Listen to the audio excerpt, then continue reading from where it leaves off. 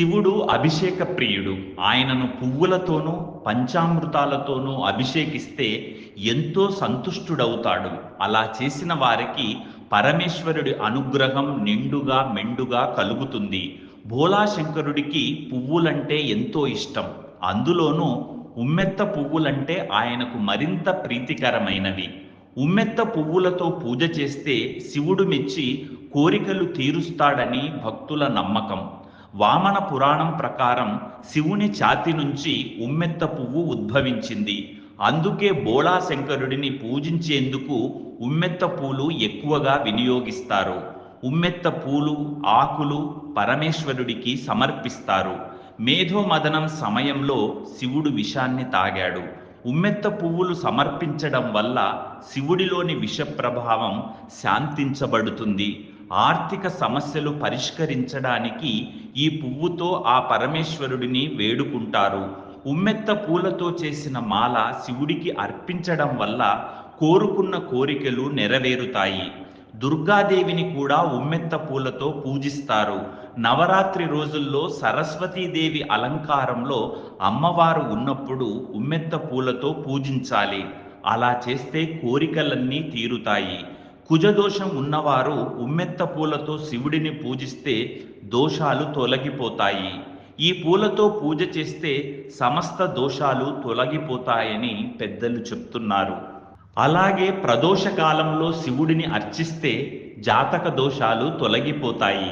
సర్పదోషంతో పాటు ఇతర దోషాలు తొలగాలంటే ప్రదోష సమయంలో శివుడిని అర్చించాలి.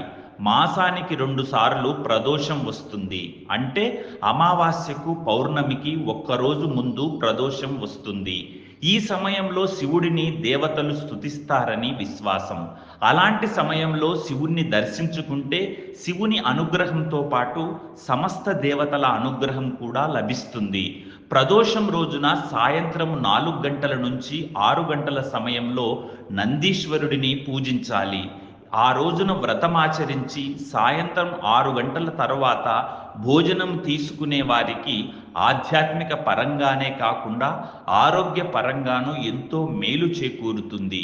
అందుకే ఆ రోజున ఆయనకు పాలాభిషేకం చేయిస్తే మంచి ఫలితం లభిస్తుంది. బిల్వ పత్రాలు కొబ్బరి బోండం నీటితో అభిషేకం చేస్తే ఈతి బాధలు తొలగిపోతాయి. అదే రోజున ఉమ్మెత్త పువ్వులతో శివునికి అర్చన చేస్తే సమస్త దోషాలు తొలగిపోతాయి. 7 జన్మల పాటు చేసిన పాపాలు తొలగిపోతాయి. బ్రహ్మహత్య దోషం తొలగిపోతుంది. శనివారం పూట వచ్చే ప్రదోషాల్లో ఈశ్వరుడిని స్తుతిస్తే ఈతి బాధలు అష్టకష్టాలు తొలగిపోతాయి. శని దోషాలు కూడా తొలగిపోతాయి. మామిడి పండ్ల రసంతో శివుడికి అభిషేకం చేస్తే ధనధాన్యాలకు ఎటువంటి లోటు ఉండదు. ఇలా చేస్తే దోషాలు పోయి సకల సంపదలు సిద్ధిస్తాయి.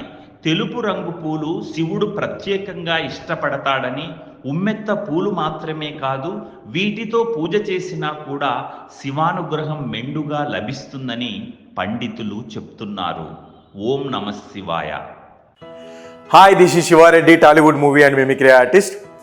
ATV Health, ATV Devotional and ATV News. Please subscribe, like and share.